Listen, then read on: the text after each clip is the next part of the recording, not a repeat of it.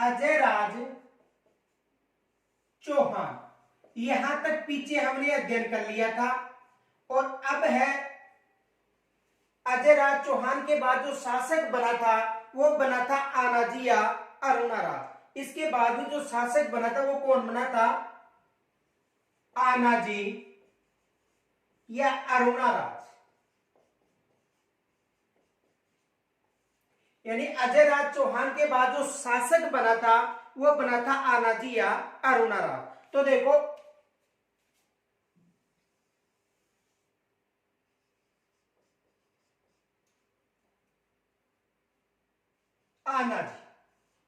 आनाजी जब शासक बना था तो शासक बनते ही इन्होंने तुर्कों के साथ युद्ध किया था।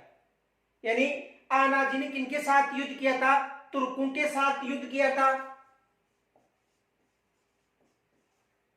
तुर्कों के साथ युद्ध किया था और इस युद्ध में आनाजी की विजय हुई थी। विजय के बाद आनाजी ने वहां पर जो खून से रंगी हुई जो धरती थी उसे धुलवाने के लिए आना सागर झील का निर्माण करवाया था। किसका निर्माण करवाया था? आना सागर झील। यानी इन्होंने आना सागर झील का निर्माण करवाया था।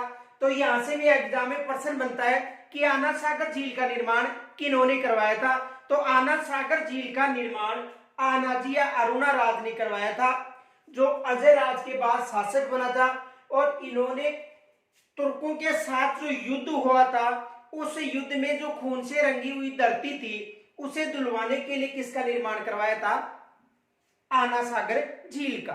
अब देखो ये जो आना सागर झील है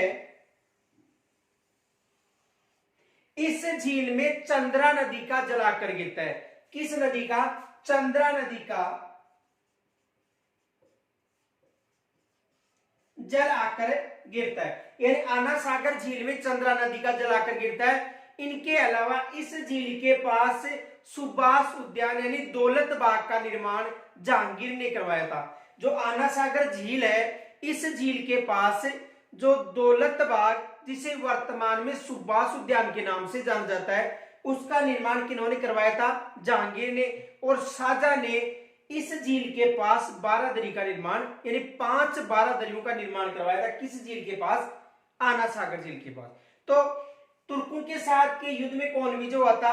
आनाजी या अरुणाराज विजय हुआ था। इनके अलावा देखो गुजरात का एक शासक चालुक्य शासक था कुमारपाल।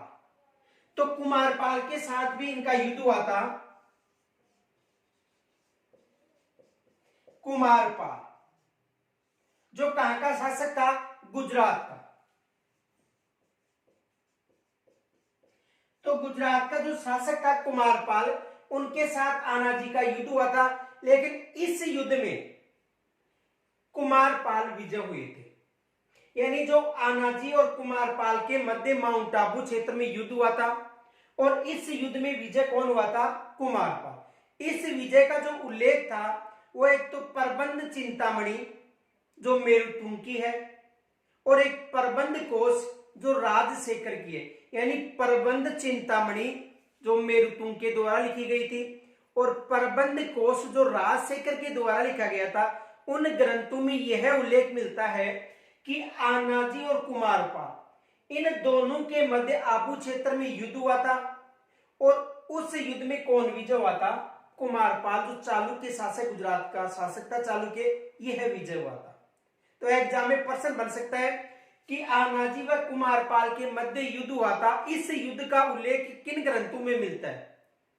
तो प्रबंध चिंतामणि जो मेरुतुंग की रचना है और प्रबंध कोश जो राजशेखर की रचना है, उन ग्रंथों में इन दोनों का युद्ध का उल्लेख मिलता है। और किस स्थान पर हुआ था? माउंट आबू सिरोही में हुआ। इनके अलावा देखो इन्होंने पुष्कर में वराह मंदिर का निर्माण भी करवाया था। पुष्कर में वराह मंदिर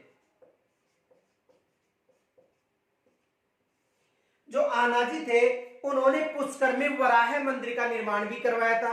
इनके अलावा देखो वराह नगरी पूछे तो 12 को बताना है। देखो, वराह मंदिर का निर्माण पुष्कर में किन्होंने करवाया था? आनाजी ने करवाया था। इनके अलावा यदि आपको वराह नगरी पूछे तो वराह नगरी बारां को बताना है।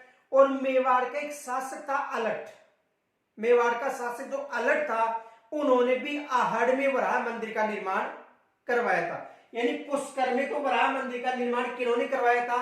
आनाजी ने। इनके अलावा जो वराह नगरी बारां को कहा जाता है, लेकिन यदि मेवाड़ का जो शासक था